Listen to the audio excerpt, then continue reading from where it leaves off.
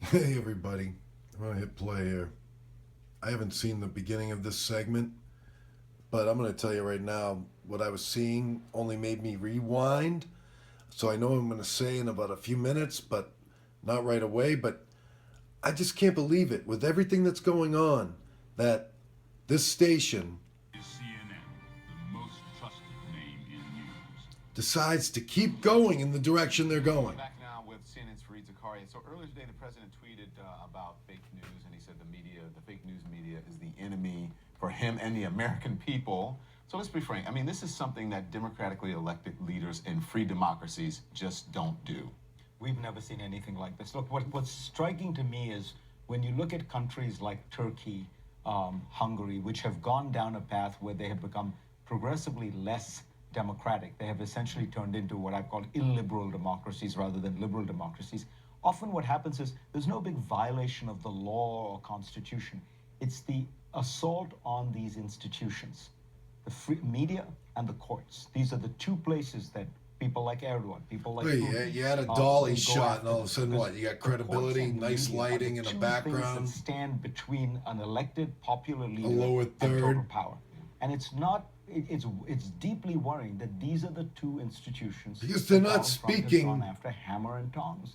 It really is so debilitating to the strength In a of American logical way. democracy, whatever he thinks about them. And Richard Nixon, in his darkest days, did not do anything like Well, that. what's interesting to me when What? you sit back and you look at it, because I'm here every single night and cover almost every nuance of it, is you know what projection is, right?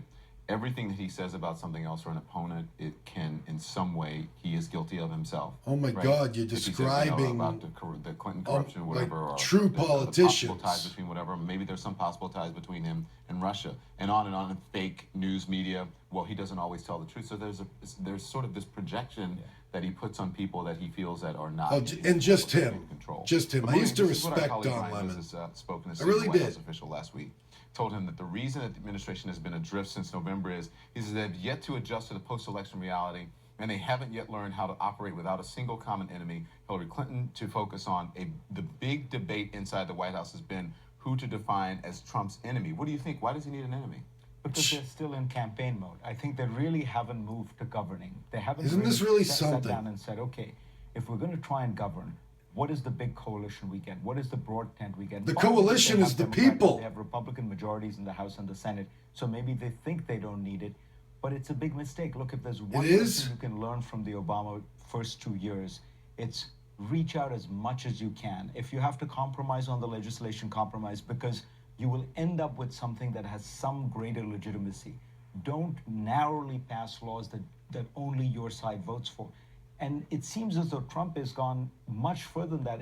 He's still campaigning. He's holding campaign rallies. On Saturday, he's going to hold essentially a campaign They're the rally people who in voted Florida. for him. I can't think of another president who 2 weeks, 3 weeks into his presidency is still doing campaign rallies, talking about the enemy, talking about his political opponent. He's meant to be representing all the He's people, including the creating people who didn't vote for the him. movement In that those he rallies, spoke he's always gonna about, talk and about, he just showed the up media, going in. off the It was media. already I'll tell you happening something, though. before him. If someone does something to a member of the media, Ugh. I wonder how he will feel about it. This is where I Because tuned he in. talks about it, and he riles people up, and we saw that during the campaign. And he said yesterday, they want to throw their placards at you. If something happens, I wonder if he will feel responsible in any way. But I want to move on. I want to talk about hit this. after John another. McCain had a clear message to the president today. This is at the security conference. This is in really Germany. something. He's talking here about what the founders of this conference would think about the West and the world today. I mean, They would be alarmed by an increasing turn away from universal values and toward old ties of blood and race and sectarianism. They would be alarmed by the hardening resentment we see towards immigrants and refugees and minority groups, especially Muslims. They would be alarmed by the growing inability and even unwillingness to separate truth from lies. They would be alarmed that more and more of our fellow citizens seem to be flirting with authoritarianism and romanticizing Who? it as our moral equivalent. it's just a misinterpretation What would completely. alarm them most, I think, is a sense that many of our peoples, including in my own country, are giving up on the West, that they see it as a bad deal that we may be better off without, and that while Western Nobody nations is. still have the power to maintain our world order, That's fake. it's This is fake unclear news. whether we have the will. So here's the thing: despite Donald Trump mocking his service, his POW status, criticizing his various positions during the campaign, John McCain didn't abandon his support for him until after that Access Hollywood tape this. came out. And now he's saying this clearly. He's speaking. You think he's speaking about Donald Trump? Do you think that he's? I think that was pretty clearly directly about Donald Trump. That's we saw. What changed? Nothing has changed. Look, I think that I criticized John McCain during the campaign for not coming out more forcefully. I think I was wrong. Here was McCain's calculation. Franklin Roosevelt once said, "It's no fun being a leader without followers." I think he concluded he could not win re-election as a senator from Arizona if he didn't, in some way, stay reasonably close to Trump. He couldn't distance himself too far. He turned out to be right. He got re-elected, and now he is acting on principle on this. Isn't that on torture, wonderful? on the immigrant ban. He's McCain, he's look, going against right now, the given will of the people who Republican voted majority for in the him. House and Senate. And he's to hope be we have celebrated. in terms of what will See? restrain Donald Trump is the courts, the media to what extent it can, and a few Republican senators. And in that respect, John McCain has been a profile in courage. But does that make the Oh, criticism any more? sounds or less more like a credible traitor to what me. happened on the campaign trail? I Now, think- is it too late? I don't think it's too late. I think that at the end of the day, Trump was a steamroller that was going to win the Republican nomination, certainly. And I think McCain made a judgment. Certainly. That, he This was guy not never going to be particularly saw it coming the effective as a entire former time. senator. He would be more effective as a sitting senator in checking Trump. As I say, I certainly felt he should have criticized him more. I wonder if I were wrong, because if he had lost, who would be checking Donald Trump today, if not for John McCain?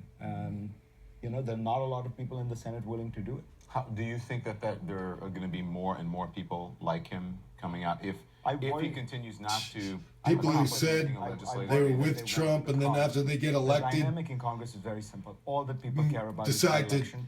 And show most principle. importantly, they care about primary challenges, which means you're looking at the most extreme part of the Republican Party. Are they going to challenge you? And what's better, support Donald Trump or oppose him?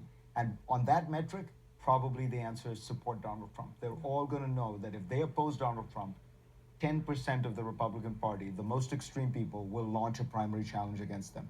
Trump has this core support that has cowed all the Republicans. Remember, fascinating statistic, when Paul Ryan came out against They Trump, still think 2 it's weeks only before 10% of the election, people. in the next 10 days, he dropped 25 points in approval rating in the Republican Party. Right.